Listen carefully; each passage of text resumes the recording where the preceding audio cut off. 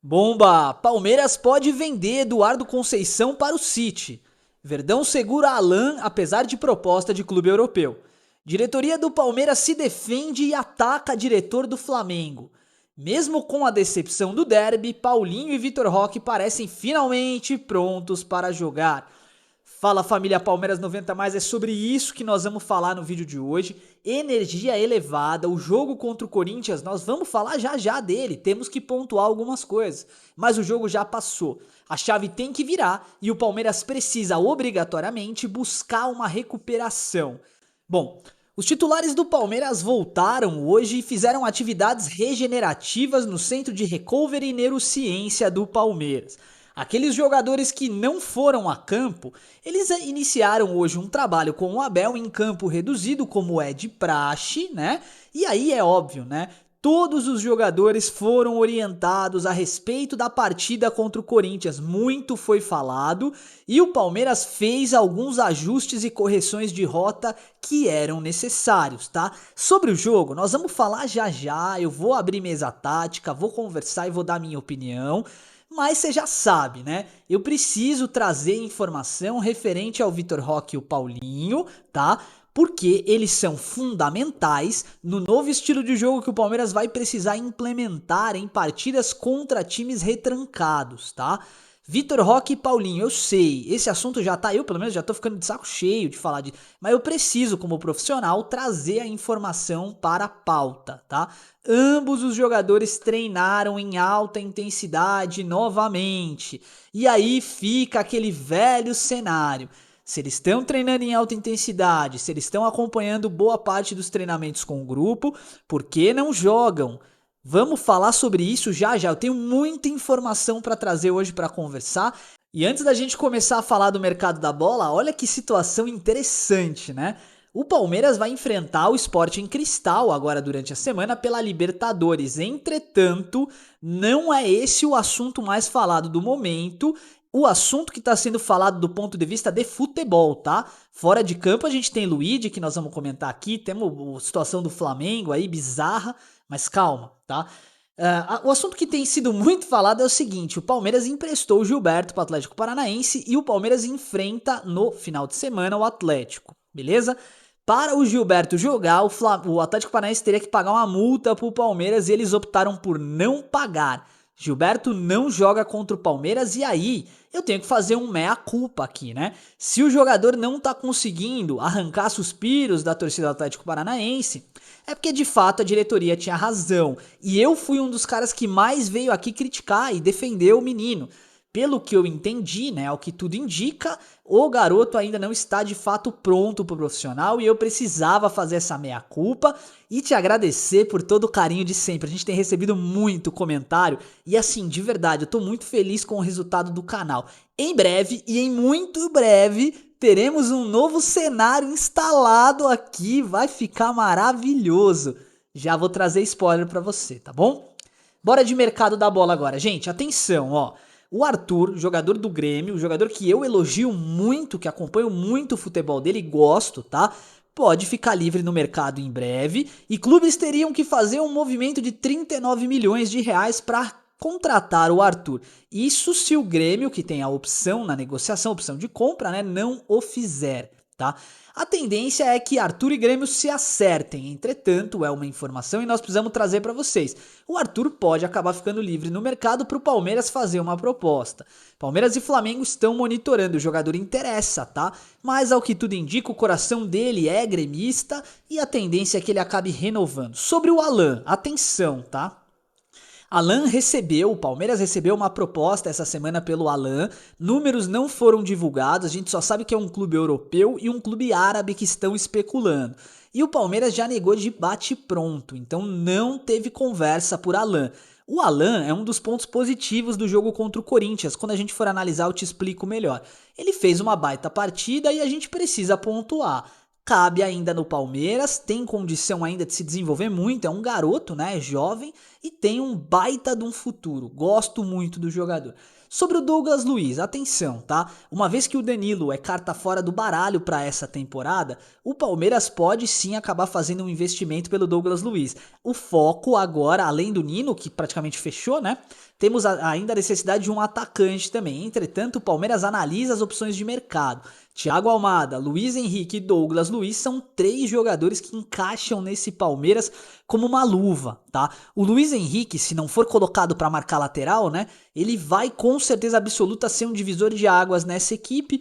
Entretanto, a possibilidade do Palmeiras fechar com o Luiz Henrique é muito pequena. Uma vez que está fechando a porta para a saída do Alan, acho difícil que o Palmeiras acabe fazendo esse movimento. Entretanto, temos uma informação bombástica que saiu hoje na imprensa e que pode ser realmente muito favorável para o Palmeiras.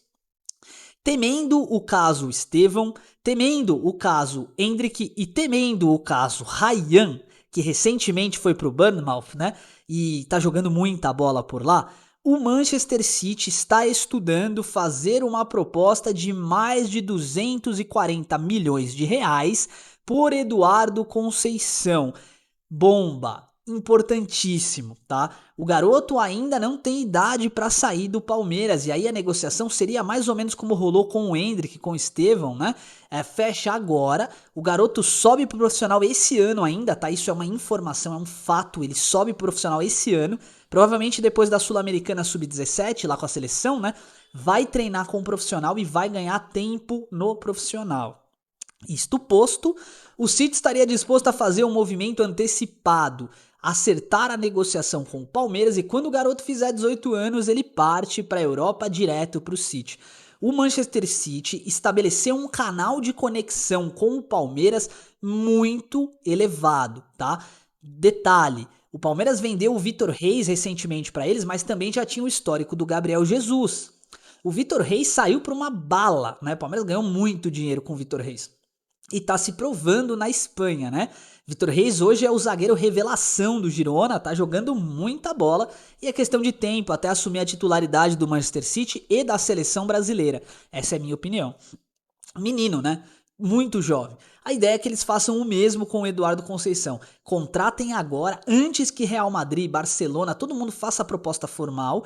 O Palmeiras fecha a negociação, arrecada essa grana e aí talvez pode fazer um movimento pelo Luiz Henrique, é óbvio, tá? Não é que o Manchester City vai botar o dinheiro na conta do Palmeiras amanhã e tá tudo fechado, não.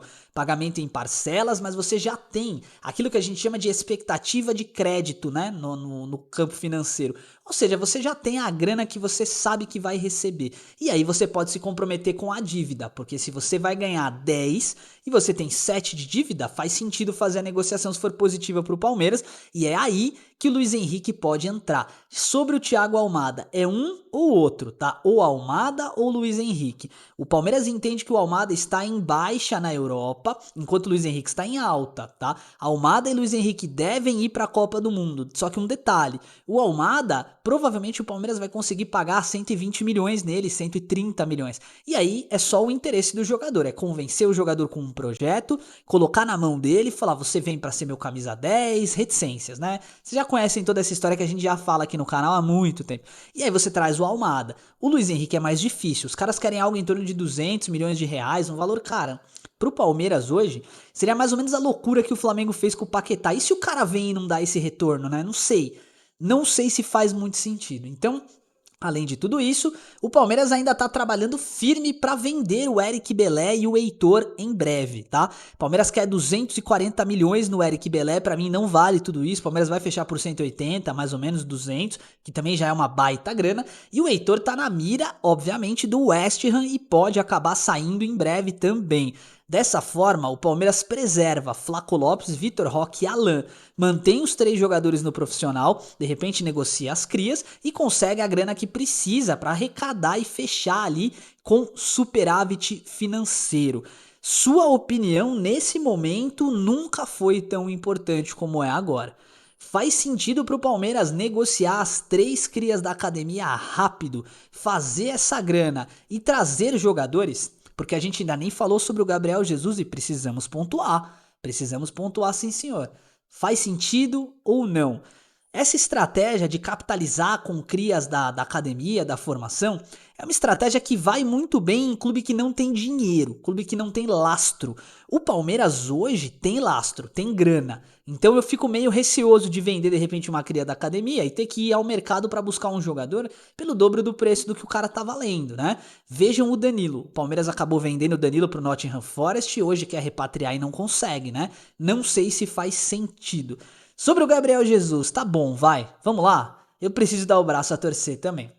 Eu achei que era só um blá blá blá. Há um bom tempo eu venho falando isso aí, né? E parece que não, tá? Gabriel Jesus pode acabar pintando no Palmeiras, não é certeza. Ele tá ali em término de contrato já com o Arsenal, acho que fecha em junho, se não me falha a memória, né? Ele ama o Palmeiras. E aí assim, eu falo uma coisa pra vocês, se o Gabriel Jesus optar por largar a vida na Europa pra vir pro Palmeiras, é papo de virar ídolo, tá? Papo de virar ídolo porque volta com 28 anos, no auge, sei, teve lesões e tal, mas é um baita de um jogador que muda a cara do Palmeiras jogar, né? E aí eu tava pensando, cara, eu vou montar, né? O Bruno, que é inscrito aqui do canal, até tinha pedido na live, monta esse time com Almada, Luiz Henrique, vamos fazer, mas eu confesso pra vocês que é tanto craque que eu nem consigo imaginar como o Abel faria pra todo mundo jogar. A sensação que eu tenho é que ele colocaria o Arias de lateral esquerdo, sabe? Alguma coisa assim, que nem fez com o Scarpa, sei lá.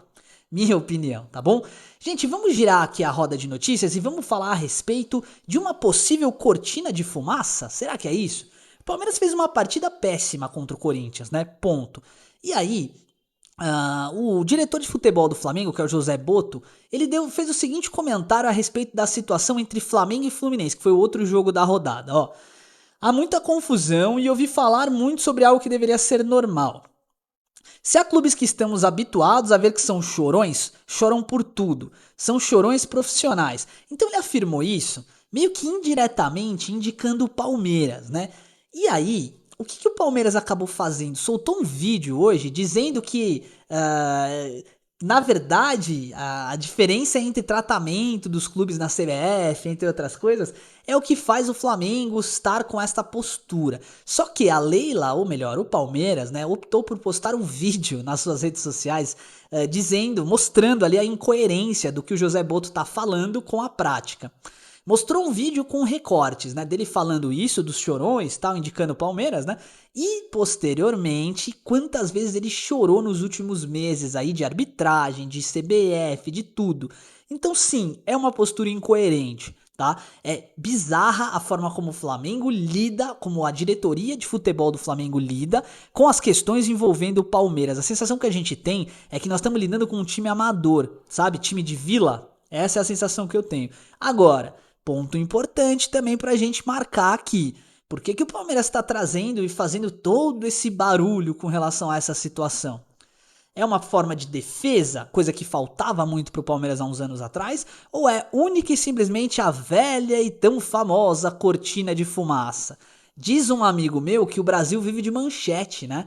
E aí a sensação que a gente tem é que, cara, vamos jogar uma fumacinha aqui porque eles vão esquecer do jogo.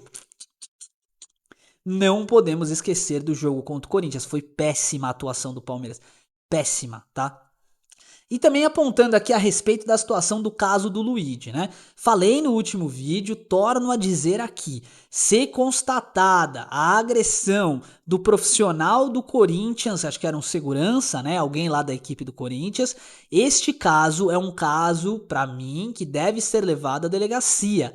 Ponto. O clube tem que responder no STJD e perder pontos, porque o clube que está mandando o jogo deve garantir a integridade do clube que está o visitando. Isso é lei. O clube tem que garantir a integridade. Agora, se os caras estão apanhando, sendo agredidos, e a gente nem sabe se foi de uma forma covarde, né, pelas costas, por exemplo, eles estão cometendo crime. O CPF do segurança, o cara tem que ser processado criminalmente e o clube tem que ser processado no STJD e perder pontos, perder mando de campo, se for o caso. É isso que diz o regulamento. Vamos atrás e vamos seguir o regulamento ou não? Vamos ver o que os juízes vão definir, né?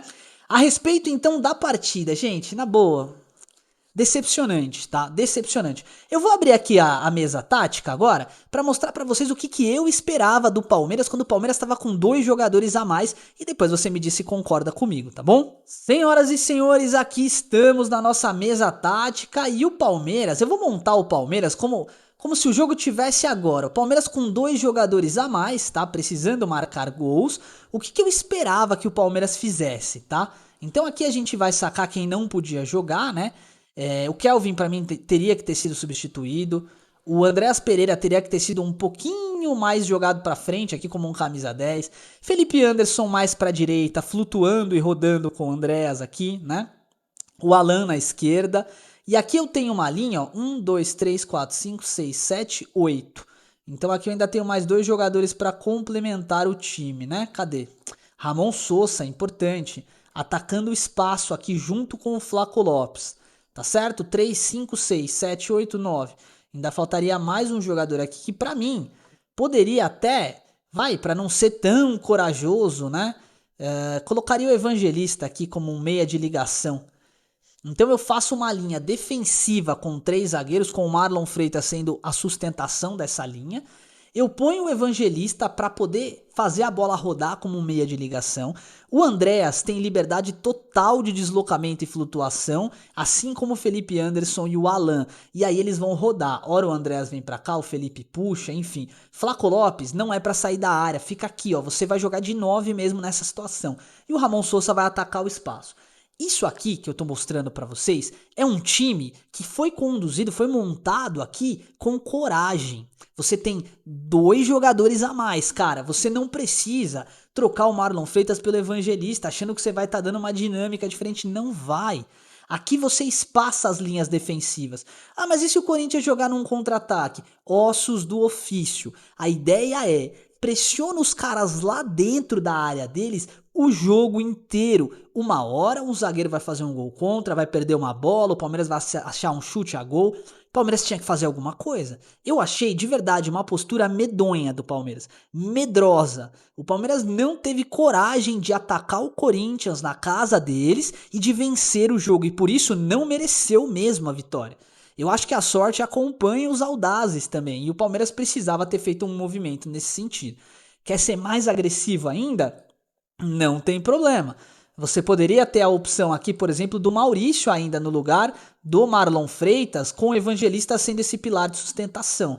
E aí você tem aqui, ó, 2 jogadores de meio para trocar de posição. O Palmeiras tinha que ter feito alguma coisa nesse sentido. Ficamos devendo.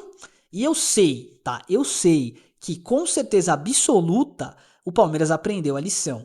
Jogo perdido, na minha opinião, vida que segue e o Palmeiras precisa se reencontrar. É nisso que eu acredito e eu quero aproveitar esses minutos finais para agradecer você do fundo do meu coração. Eu não vou me cansar de fazer isso nunca, tá? Se você chegou até o final do vídeo, comentário aqui para mim, mostra que você tá chegando até o final do vídeo, dá essa moral pra gente. E muito obrigado, tá? Muito obrigado do fundo do meu coração por cada minuto aqui no Palmeiras 90+. A gente sabe o quanto a gente se esforça para poder produzir esse conteúdo, né? Mas o mais importante é poder agradar a todos, tá bom? Muito obrigado pelo carinho de sempre. Fiquem com Deus, um forte abraço e avante palestra.